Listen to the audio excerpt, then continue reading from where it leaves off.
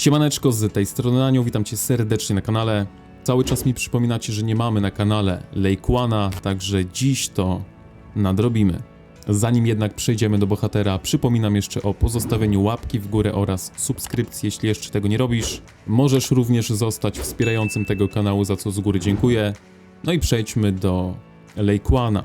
Jeśli chodzi o Lejkłana, jest to bohater do piechoty z 4. generacji. Nie ma co ukrywać, obecnie piechota wiedzie prym na polu walki. Myślę, że jedna z najlepszych jednostek aktualnie do gry. No i jeden legion piechoty jest bardzo często wymagany w większości przymierzy. Więc jeśli szukacie jakiegoś bohatera do piechoty, którego chcecie zrobić, a jeszcze takich nie macie, to osobiście polecam wam, naprawdę z ręką na sercu, polecam piechotę G4. Jeśli macie już piechotę G2, czyli Goresza oraz Skogul, no to nie jest tak, że Goresz i Skogul są do wyrzucenia, naprawdę Goresz i Skogul nadal są bardzo dobrzy. Po prostu piechota G4 jest troszkę lepsza. Także jeśli macie Goresza, to naprawdę nie martwcie się, nadal Goresz nadaje się na pole walki. Tyle słowem wstępu, przejdźmy do jego umiejętności. Umiejętność wpadania w szał, druchowie, zadaje rozproszone obrażenia fizyczne wybranemu i pobliskim legionom, współczynnik obrażeń 1500, skaluje się z premium HP piechoty. Chodzi oczywiście o to HP tymczasowe, czyli to HP po prawej stronie raportu. Przejdźmy sobie od razu do raportu, pokażę wam o które HP tutaj chodzi. Tutaj mamy Lejkłana z Kumą.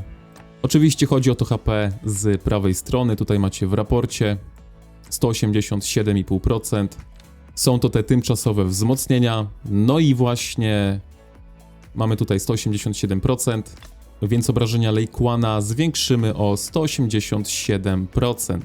Także jak sobie to szybko policzymy, 1500 plus 187% daje nam obrażenia o wysokości 4300 skill faktora. Więc są to naprawdę spore obrażenia, co możemy zauważyć w raportach z chociażby rali, tak? No bo tam sam Lejkłan robi podobne obrażenia, co chociażby Danfel oraz Mogro razem wzięci. Nie jest to przypadek oczywiście, że sam Lejkłan robi tak potężne obrażenia. Robi tak duże obrażenia z tego względu, że Kuma, czyli jego partner, z którym chcemy go grać, tych obrażeń nie posiada. Kuma natomiast wysysa HP z pobliskich legionów, przez co zwiększają się nasze procenty HP, które skalują się właśnie z obrażeniami Lejkłana. Także w dużym skrócie tak właśnie działa ta para. Jeśli chcecie raportów, no to w tym filmie ich nie będzie. Jesteśmy na Home Kingdom, więc nie mam skąd ich wziąć. Natomiast jakieś raporty są w filmie o Kumie, do którego was już teraz zapraszam. Więc możecie sobie go obejrzeć, jeśli jesteście zainteresowani. Natomiast wracając do Lejkłana, za tę umiejętność mogę dać spokojnie 5. Przejdźmy do umiejętności numer 2. Druga umiejętność jest pod rally, więc za open field, bo właśnie pod tym względem oceniamy bohaterów w tej serii. Tutaj Lejkłan dostanie 0. Przejdźmy do umiejętności numer 3. Jednostki piechoty z Legionu zyskują 25% HP i odnoszą 25% mniej obrażeń od umiejętności. Żeby ten bonus działał, oczywiście muszą to być jednostki piechoty. Prawdopodobnie zdajecie sobie sprawę, jak wygląda obecnie meta na open fieldzie. Mnóstwo piechoty, jeszcze więcej magów. No a wiadomo, główną siłą magów są obrażenia od umiejętności, więc chcąc nie chcąc jest to genialna kontra, naprawdę Lejkłan ma obecnie wymarzony scenariusz do tego, żeby być bohaterem od piechoty.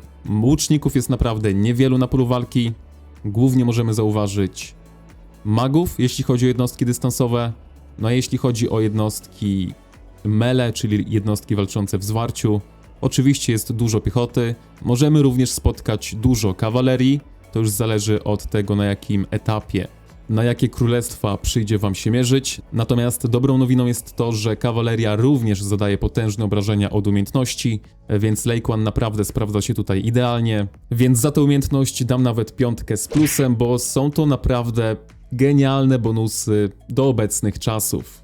Przejdźmy do umiejętności 4. Mordercze spojrzenie.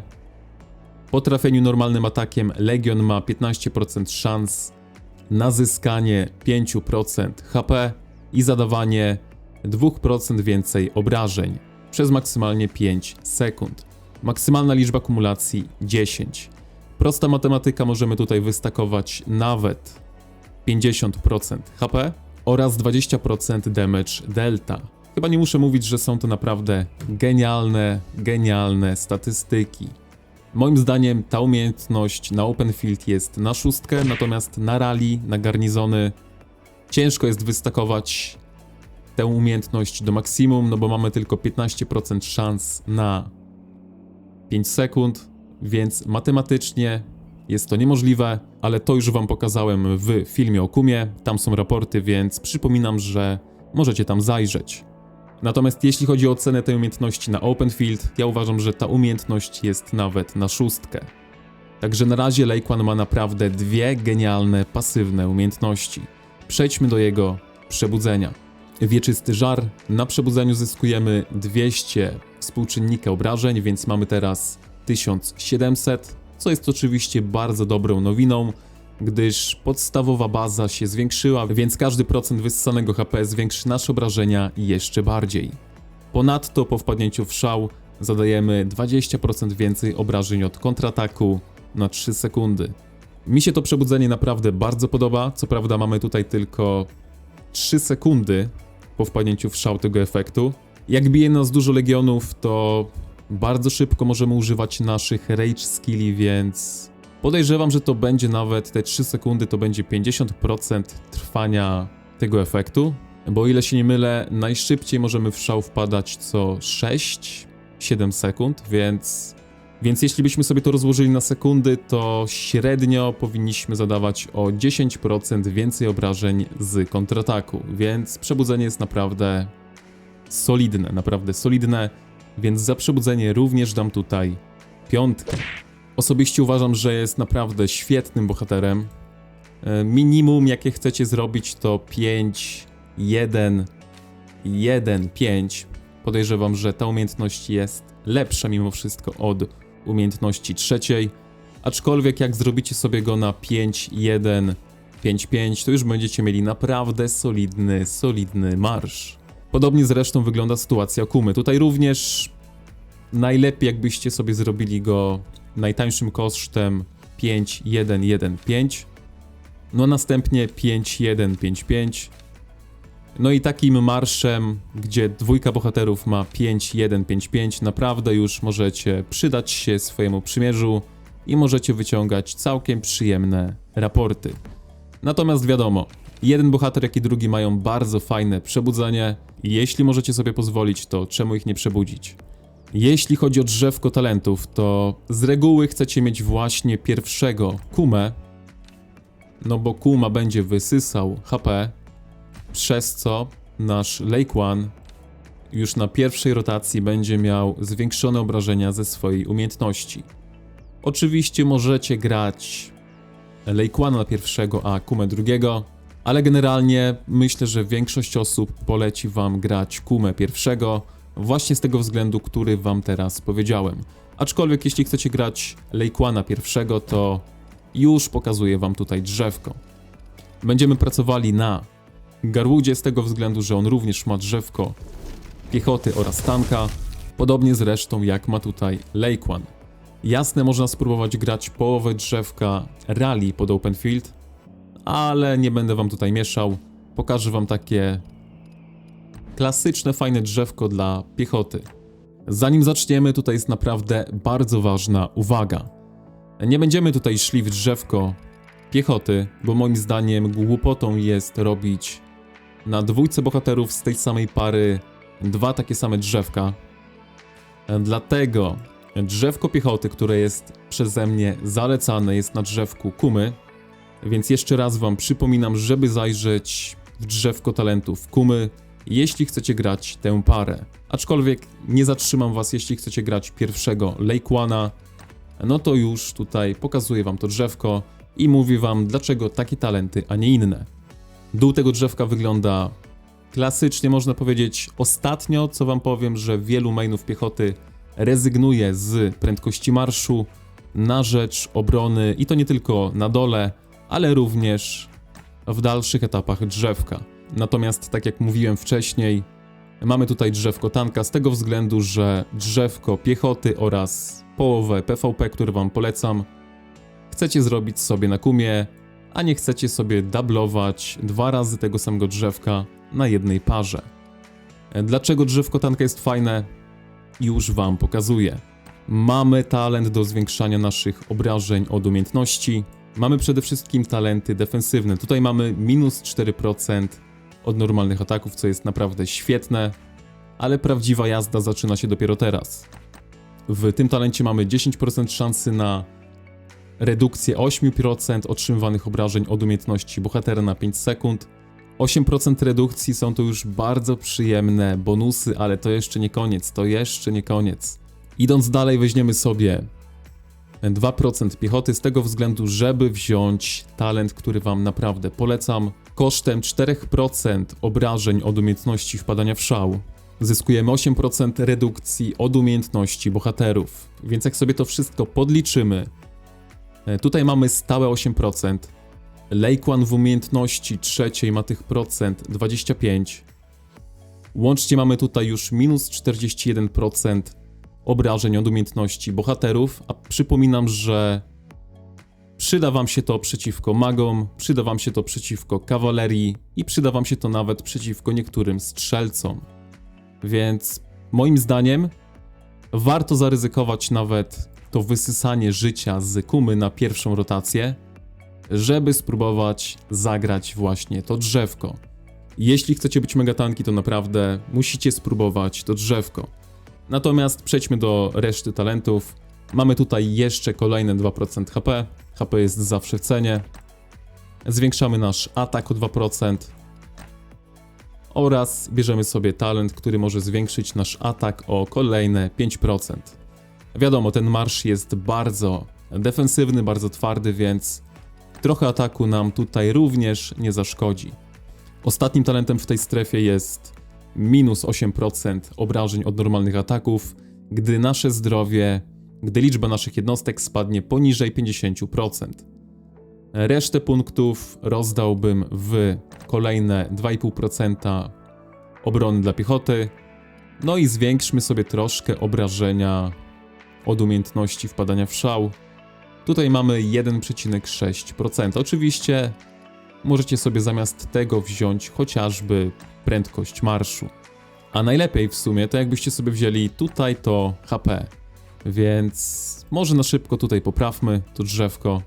Tutaj tak na szybciutko to poprawimy, bo myślę, że HP nam się bardziej przyda niż to 1,5% obrażeń od umiejętności bohatera. Także tutaj mamy już poprawioną wersję tego drzewka. Tutaj sobie wzięliśmy 4% obrażeń z tego względu, że tutaj musimy te 4% obrażeń stracić, ale w zamian zyskujemy minus 8% redukcji obrażeń z umiejętności bohaterów. Antykawaleria, antymagowie i antypołowa bohaterów do łuczników. Genialny talent. Jeśli chodzi o pary dla Lake One'a, to oczywiście numerem 1 jest Kuma i ogólnie, szczerze mówiąc, nie próbowałbym tutaj mieszać za bardzo. Jak macie Lake One'a, to na pewno macie również Kumę, więc nie widzę przeciwwskazań, żeby nie grać tej pary razem. Szczególnie, że Kuma jest z koła, a Lake One jest z najsilniejszego lorda, więc szansa, że będziecie mieli Lake One'a, a nie będziecie mieli Kumy, no, jest dosyć niska. Natomiast jeśli macie już Lake One'a, macie Kumę, no to przejdźmy do artefaktów. Tutaj was również nie zaskoczę, uważam, że najlepszym artefaktem dla tej pary jest wężowe ostrze. Z tego względu, że możemy tutaj mieć nawet kolejne 60% HP. Jeśli chodzi o ten artefakt, to naprawdę tutaj mamy również przyjemne bonusy. Możemy mieć tutaj, chyba jak się nie mylę, plus 10% ataku i plus 10% obrony na stałe, jeśli będziemy zyskiwać HP. Natomiast genialnym efektem jest efekt aktywny, czyli to 60% HP na wymaksowanym artefakcie na nawet 15 sekund. Więc widzicie, jak bardzo mocno ten artefakt może zwiększyć waszą przeżywalność. Szczególnie warto to odpalić w tym momencie, gdy zaczyna was atakować mnóstwo legionów, więc niekoniecznie używałbym tutaj na tym artefakcie auto używania, ale wiadomo, jak gracie na auto, to też to nie jest tak, że ten artefakt jest jakiś słaby, bo jest to artefakt naprawdę bardzo, bardzo mocny. Drugim artefaktem, jeśli nie macie jeszcze wężowego ostrza, będzie Tork, nasz stary, dobry, znany Tork. Trzeciego artefaktu wam nie powiem, bo jeśli nie macie ani Torka, ani nie macie wężowego ostrza, to raczej myślę, że nie powinniście się łapać za piechotę. A jeśli chcecie grać piechotą, to naprawdę te dwa artefakty są wręcz wymagane. Szczególnie, że Tork jest takim uniwersalnym artefaktem, który możecie sobie wrzucić na każdy legion piechoty. I każdy legion piechoty wyciśnie z tego artefaktu maksimum. Ostatnią rzeczą, o której wspomniemy, będą pupile. Dla piechoty ja osobiście jestem mega fanem jadowitego jaszczura i osobiście grałbym naprawdę, jak nie 5 jadowitych jaszczurów, to 4 na każdy z moich marszów piechoty.